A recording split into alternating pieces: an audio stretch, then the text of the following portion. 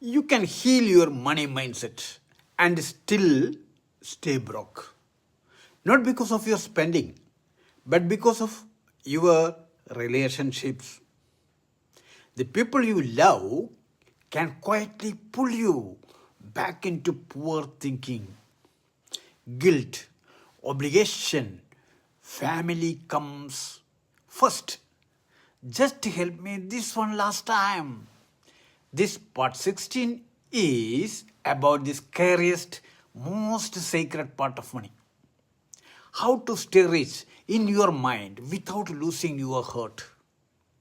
Money is not just numbers, it's relationships. Your relationship with the money also. Recent work on money, mindset, and money is not only math, it's an emotional relationship with yourself, with your partner, with your family, with your friends.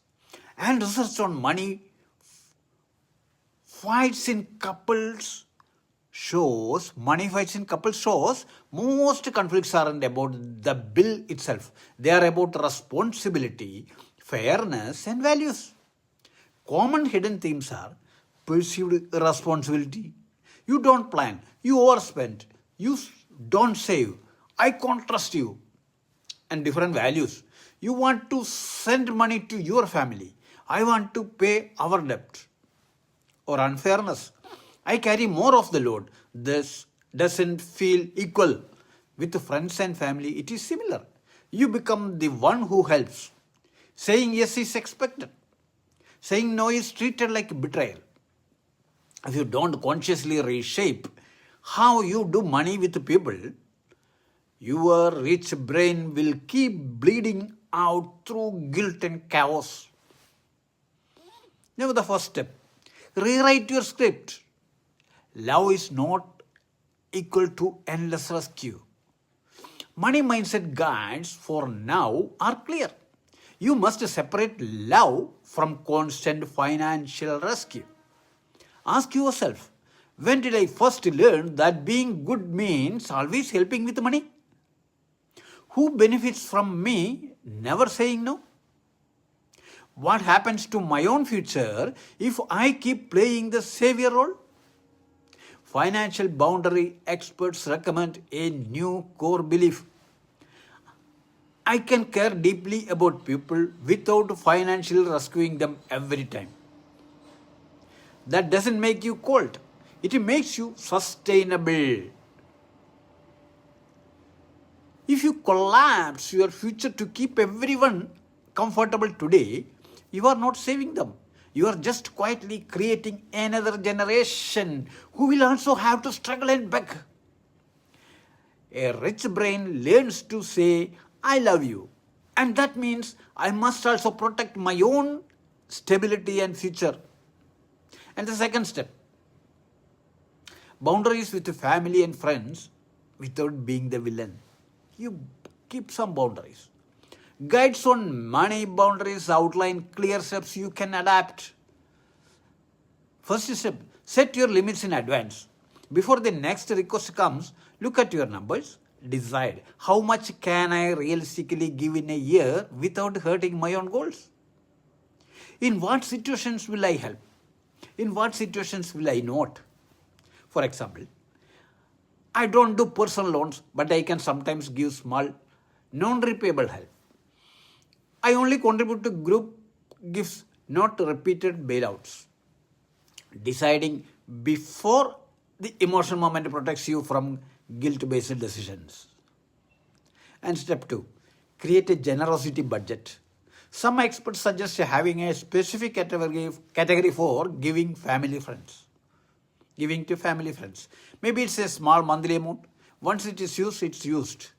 This lets you say, I can't right now. I have already used my giving budget this month. You are not rejecting them. You are respecting your limits. And third step, avoid enabling destructive patterns. When someone repeatedly ignores their own responsibilities and you repeatedly rescue them, you may be enabling, not helping. Boundary guides warn, constantly bailing people out can stop them from facing their own financial reality. It can drain your resources and delay your goals.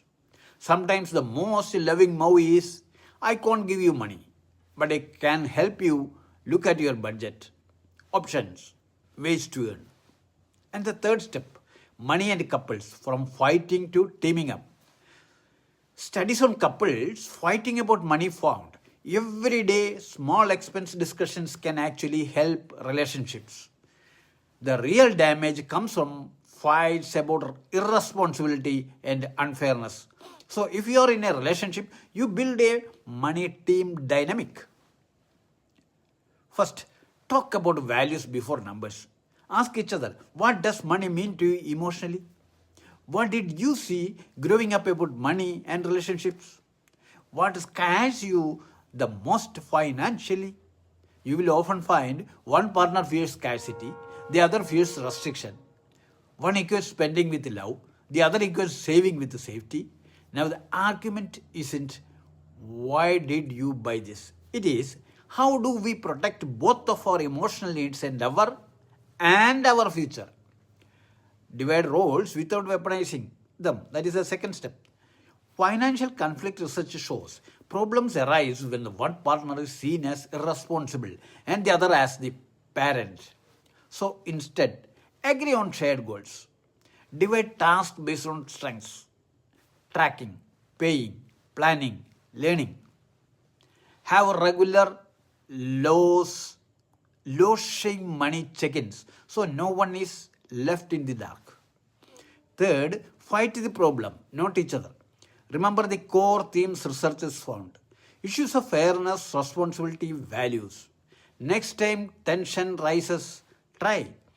I feel I scared when I see X because it makes me worry about our future. Can we look at this together and decide what feels fair? You are a team versus the problem, not enemies trying to win the argument. Now the step 4, protecting your rich brain in poor thinking circles. Even outside deep relationships, your environment matters. Money mindset and relationship guides point out many people are steeped in fear, scarcity, and flex now, panic later. To protect your rich brain, 1. Normalize money conversations with safe people. Experts suggest talk openly about goals, boundaries, and lessons with the trusted friends. Share struggles, not just wins. This reduces shame and builds a microculture where your good money behavior is normal. Limit emotional exposure to unhealthy money energy. You can still love people, but you don't need all their narratives in your ears. Notice who constantly complains but never acts, who mocks you for planning, who pressures you to spend to keep up. You don't have to cut them off, but you can limit how much their voice shapes your decisions. Lead by example. Boundary and mindset guides emphasize people respect financial boundaries more when they see you consistently respecting your own plans. Over time, your calm and clarity will speak louder than their noise. Money will always be tangled with people.